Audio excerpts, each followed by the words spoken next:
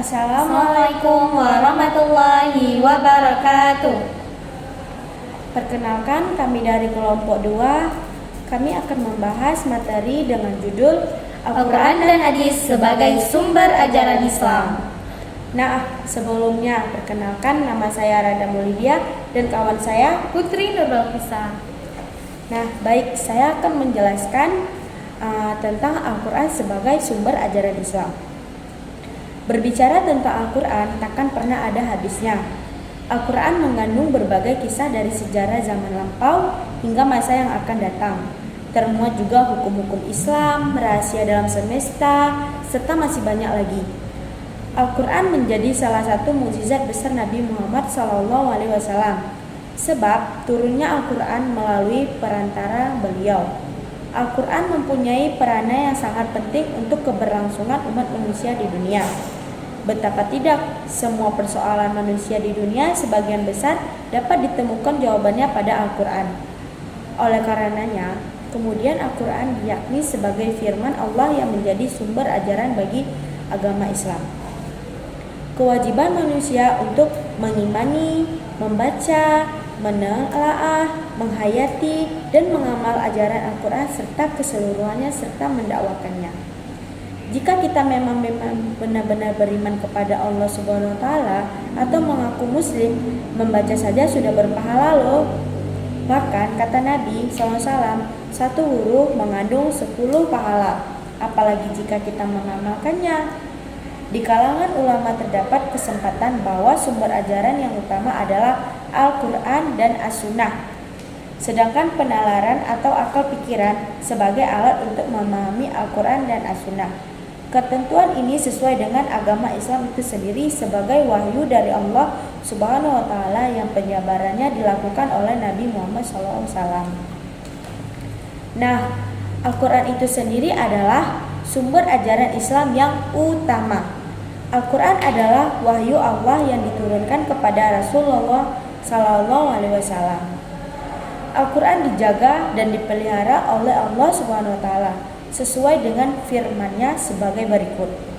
Sesungguhnya kamilah yang menurunkan Al-Quran dan sesungguhnya kami benar-benar memeliharanya. Maka apakah mereka tidak memperhatikan Al-Quran? Kalau sekiranya Al-Quran itu bukan dari sisi Allah, tentulah mereka mendapatkan pertentangan yang banyak di dalamnya. Al-Quran menyajikan tingkat tertinggi dari segi kehidupan manusia. Sangat mengagumkan bukan saja bagi orang mukmin melainkan juga bagi orang-orang kafir. Al-Quran pertama kali diturunkan pada tanggal 17 Ramadan. Wahyu yang pertama kali turun tersebut adalah surat Al-Alaq ayat 1 sampai 5. Keutamaan Al-Quran ditegaskan dalam sabda Rasulullah, antara lain, sebaik-baik orang di antara kamu ialah orang yang mempelajari Al-Quran dan mengajarkannya. Umatku yang paling mulia adalah hufaz, penghafal Al-Quran. Hadis riwayat Tirmizi. Orang-orang yang mahir dengan Al-Quran adalah beserta malaikat-malaikat yang suci dan mulia. Sedangkan orang membaca Al-Quran dan kurang fasih, lidahnya berat dan sulit membentukkannya, maka baginya dapat 2 pahala. Hadis riwayat Muslim. Sesungguhnya Al-Quran ini adalah hidangan Allah, maka pelajarilah hidangan Allah tersebut dengan kemampuanmu. Bacalah Al-Quran, sebab di hari kiamat nanti akan datang Al-Quran sebagai penolong bagi pembacanya. Nah, peranan dan fungsi Al-Quran ada 5, yaitu yang pertama, Al-Quran sebagai kalamullah. Kalam Allah Subhanahu wa Ta'ala yang diwahyukan kepada Nabi Muhammad SAW melalui malaikat Jibril dengan lafal dan maknanya.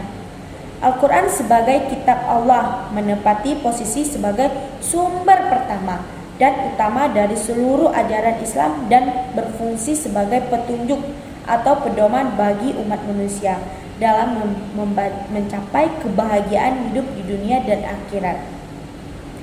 Yang kedua, Al-Quran sebagai sumber hukum Islam.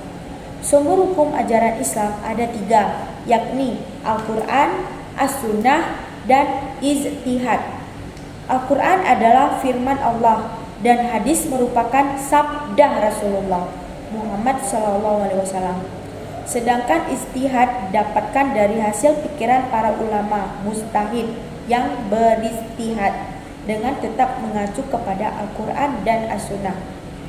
Yang ketiga, Al-Quran sebagai mukjizat.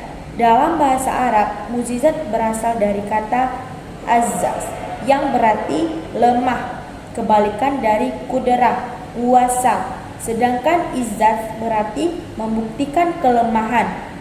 Mukjizat adalah sesuatu yang melemahkan atau membuat yang lain menjadi lemah, tidak berdaya. Setiap mukjizat biasanya turun untuk memberikan tantangan bagi situasi zaman itu.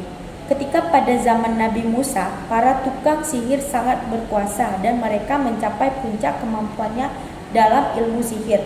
Nabi Musa datang dan membawa mukjizat yang mampu melumpuhkan tipu daya para tukang sihir tersebut. Rasulullah SAW pun hadir pada suatu zaman ketika sastra Arab mencapai puncak ketinggiannya. Beliau datang dengan Al-Quran yang memiliki gaya bahasa tingkat tinggi yang mampu melumpuhkan seluruh penyair yang ada di zaman itu. Yang keempat, ada Al-Quran sebagai pedoman hidup. Sebagai pedoman hidup, Al-Quran banyak mengemukakan pokok-pokok serta prinsip-prinsip umum pengaturan hidup dan dalam hubungan antara manusia dengan Allah dan makhluk lainnya. Di dalamnya terdapat peraturan-peraturan seperti beribadah langsung kepada Allah SWT, berkeluarga, bermasyarakat, berdagang, utang piutang, kewarisan, pendidikan, pengajian, pengajaran, pidana, dan aspek-aspek kehidupan lainnya. Setiap muslim diperintahkan untuk melakukan seluruh tata nilai tersebut dalam kehidupannya. Sikap memilih sebagai penolakan sebagai tata nilai itu dipandang oleh Al-Quran sebagai bentuk pelanggaran dan dosa. Melaksanakannya dinilai ibadah, memperjuangkannya dinilai sebagai perjuangan suci. Mati karenanya dinilai sebagai mati syahid. Hijrah karena memperjuangkannya dinilai sebagai pengabdian yang tinggi, dan tidak mau melaksanakannya dinilai sebagai zalim atau kafir. Nah, yang kelima ada Al-Quran sebagai korektor. Sebagai korektor, Al-Quran banyak mengungkapkannya persoalan-persoalan yang dibahas oleh kitab-kitab suci sebelumnya, semacam Taurat dan Injil, yang dinilai tidak lagi sesuai dengan ajaran yang telah diturunkan Allah Subhanahu wa Ta'ala.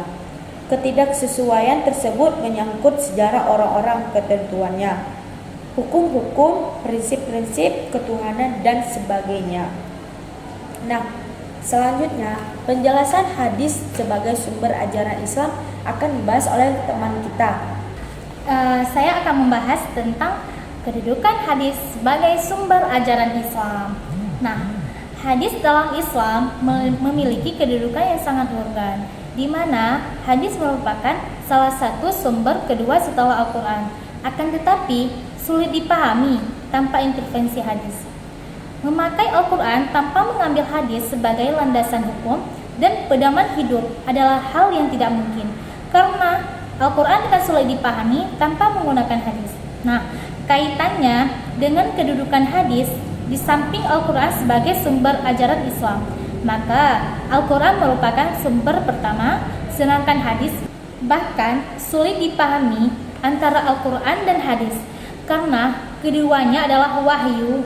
Hanya saja Al-Quran merupakan wahyu matlu, yaitu wahyu yang dibacakan oleh Allah Subhanahu wa Ta'ala, baik itu redaksi dalam bahasa Arab, dan wahyu ghairu matlu, yaitu wahyu yang tidak dibacakan oleh Allah Subhanahu wa Ta'ala kepada Nabi Muhammad SAW, baik itu secara langsung, melainkan makna dari Allah dan lafaznya dari Nabi Muhammad.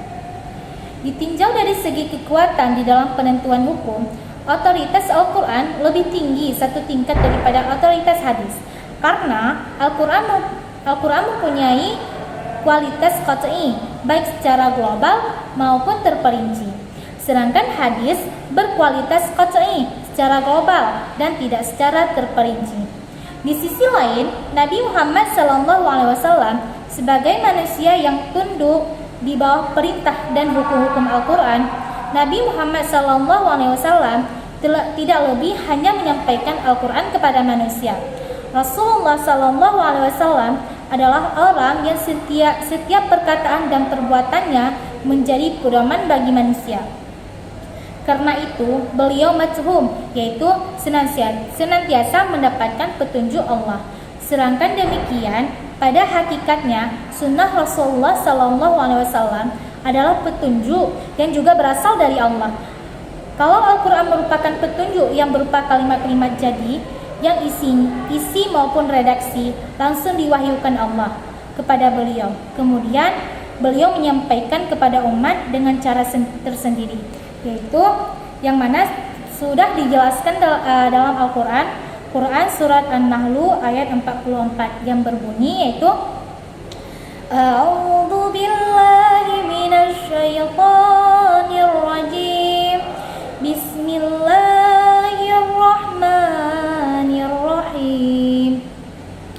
Bil bayyinati wal zuburi wa anzalna ilaikal dzikra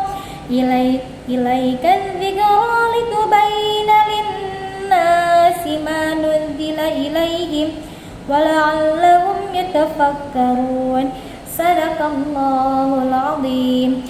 Yang artinya, kami telah menurunkan peringatan yaitu Al-Quran kepada engkau Muhammad supaya kamu menerangkan kepada segenap manusia tentang apa-apa yang diturunkan kepada mereka.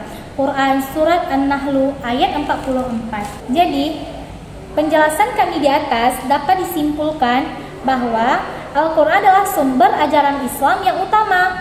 Al-Quran adalah wahyu Allah yang diturunkan kepada Nabi Muhammad. Al-Quran menyajikan tingkat tertinggi dari segi kehidupan manusia. Al-Quran diturunkan pertama kali pada tanggal 17 Ramadan. Wahyu pertama kali diturunkan surat Al-Alaq ayat 1-5. Hadis merupakan sumber hukum kedua bagi umat Islam setelah Al-Quran sebagai sumber utama. Hadis juga sebagai pedoman hukum serta ajaran yang terdapat dalam Al-Quran. Hadis adalah sumber hukum Islam yang kedua serta Al-Quran. Bagi mereka yang telah beriman kepada Al-Quran sebagai sumber hukum Islam, maka secara otomatis harus juga percaya kepada hadis sebagai sumber hukum Islam. Bagi mereka yang menolak keberadaan hadis sebagai sumber hukum Islam, bukan saja memperoleh dosa, tapi juga murtad hukumnya. Sekian penjelasan dari kami. Apabila ada salah kata dan penjelasan kurang tepat, mohon dikoreksi. Saya Rada Maulidia dan teman saya Putri Nurlagisa pamit undur diri. Sekian. Wabillahi taufiq wal hidayah. Assalamualaikum warahmatullahi wabarakatuh.